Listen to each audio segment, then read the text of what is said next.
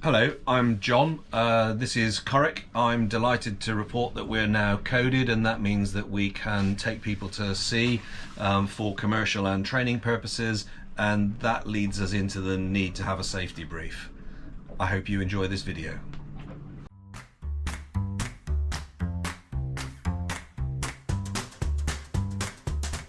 And every time we go to sea, it's for a different purpose, it's on a different day, it's in different conditions, and we'll do a safety brief that is commensurate with what it is that we're doing. But there are some there are some things that don't change, and what I'm going to do with this video is just cover those things off, mostly because it allows people to watch it before they come on board, and it means that we can have a conversation about the safety brief rather than it just being a one-way transmission as it would be in this. That said, if you think that I've got the emphasis wrong here, or you think I should put something else in, I'd really happy to hear it. First things first, let's talk about life jackets.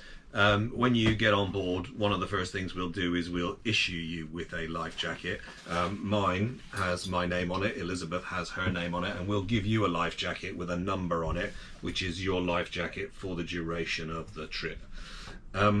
It is fair to say that these things are so much easier to wear than they used to be. They go on very easily, they're pretty unobtrusive, you can pretty much do everything you might want to do.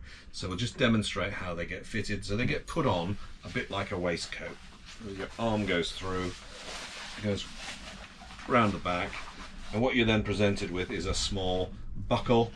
The buckle goes through and clips together like that. The next thing you need to do is to make sure that your crotch strap is fitted, and that goes on like that. And what you should have is just about enough room to put a fist in between the belt and your body. Obviously, if you've got jackets on, you'll need to extend it, and it extends here. There is the ability to make it bigger, or indeed make it smaller, just by pulling that tight and then getting rid of that. And the important thing as well is to make sure the crotch strap is nice and tight, so that the life jacket doesn't rise up if you're being pulled up. Most of the time we'll just wear the life jacket. If we are reefed or at night, we may ask you to wear a harness tether rather.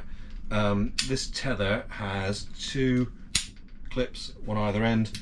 Clip one on here, and then this one can then clip onto the boat, and I'll show you where that goes now. Well, you would be about to exit the hatchway, you'd have the tether clip in one hand, you'd be able to take it out, clip it into the D-ring like so, and once you were tethered on, you would then be able to come into the cockpit itself, get yourself sorted out, turn around, and that should work reasonably nicely. Thing about the life jacket is that if you go into the water, it will inflate on its own. It's got a cylinder of CO2 inside, which would automatically inflate. Should it not inflate, then there is right down at the base of the life jacket a manual inflation toggle. If you give it a sharp tug down, it would then inflate nicely, and a bit like as you have on the airlines, there's an oral inflation tube as well as a spray hood inside that. We'll talk about that when you get on board. In the event of somebody going over the side, one of the most important things to be able to do is to indicate that person's position in the water so that we can get back round and get them. So we have these Horseshoe Boys that can be thrown in, and there's a little bungee here that would come off, and then we would be able to take that out and throw it in. It's got a light attached to it and so forth. The other thing that we've got is this throwing line here, which will allow us to throw a line to the person in the water whilst holding onto it so that we can pull them back in.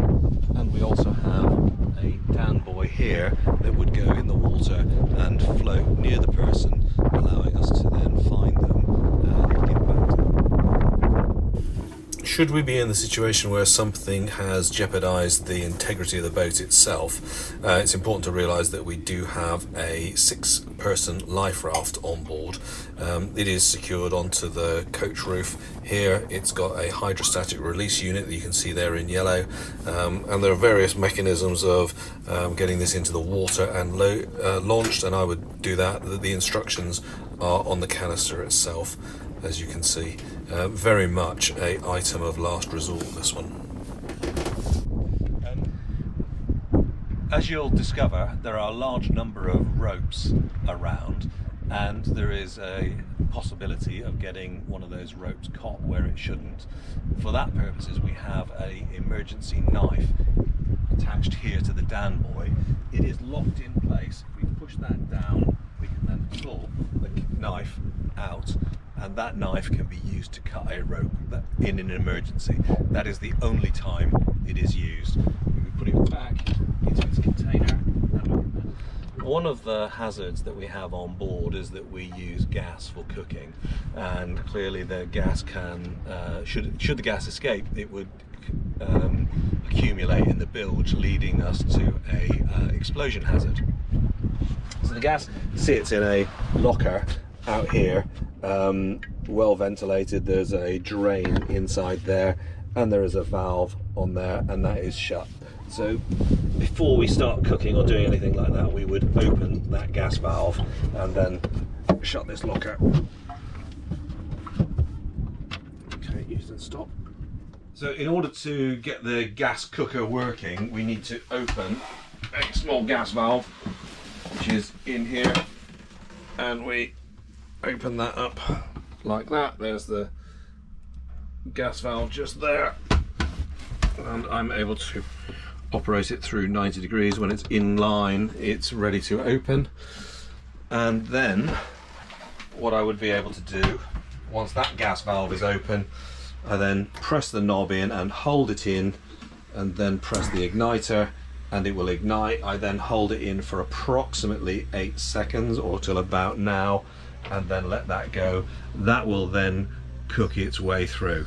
This is a kettle that I've previously boiled. When the kettle fully boils, what we do is we switch the gas off at the pipe. We hear and see the gas go out, then we can switch the knob to the off position. That way we know that not only have we isolated at the valve, that we've got no gas in the pipe itself. There are a number of alarms on board that will indicate the presence of LPG. If for any reason whatsoever you suspect that there is a gas leak, there is a gas action card here that explains exactly what to do. Have a read of that when you get on board. Should it be necessary to call for help, then the Coast Guard listen on VHF channel 16, and we would be able to call them. We've got 2 means of calling them. We have this radio here, which is the ship's radio, which is almost always set to 16, and then it is just a case of using the mic piece here. We also have a handheld VHF, which is normally in the cockpit, and again it's easily set to 16, and we can make a call to the Coast Guard there. Should we need to broadcast an emergency, the drill for that is written down here, and follow that. The position that it asks you for is read out on the dashboard here of the radio. In the event of a fire, we have a number of fire extinguishers on board. There's a small fire extinguisher here. There is the ability to fire that into the engine compartment through that access hole there. And if I walk a little way forward, there is a fire extinguisher just here at the base of the mast. In the event that the vessel is in distress and we need to fire off some flares, there is some emergency equipment inside this locker here. I'll just show you in there briefly. There is a foghorn in order to warn the ship that we are we think we're in danger. There is also some flares, there's a signalling torch, and there is an EPIRB in there as well. Could you explain what an EPIRB is? Yes, of course. An EPIRB is an emergency radio beacon that if we activated it, it would let the Coast Guard Rescue Coordination Centre know. Essentially, it would fire them a Mayday message and indicate our position to them, and therefore would indicate that there was an emergency that we needed help for. Last but not least, and maybe not an item of safety, but certainly something that causes people some anxiety, we have a sea toilet on board. This sea toilet works very slightly differently to what you're used to at home. If I just open this up just now, there is a 2-position switch here. If we put it to the aftmost, or where the exclamation mark is, that is where the operation of this handle will fill and empty the bowl at the same time. Effectively, this is your flush. Once everything's been done that you might want to flush away, put the valve to the forward position, which is the empty bowl, and empty any water out of the bowl, and that will then stay nice and dry. If I could ask you to just make sure that the seat is put down at the end, and special request from Elizabeth, most people should sit down when they're using this toilet. We also have a sink. It's a little bit of a contraption, but both of those snibs go down. We can pull the sink into place, put the swan's neck in place for the water, switch it to on, wash, wash, wash, finish, fold the swan's neck away, that can go back in, snib, snib, dry your hands, job done. I hope that was useful. That was a very quick and dirty dash through. We will do this in person when you're on the boat, but the idea behind this was just to give you an idea of the things that we will cover. I hope you've enjoyed the video. I hope it's prepared you a little bit for visiting us on board. Thank you very much for watching.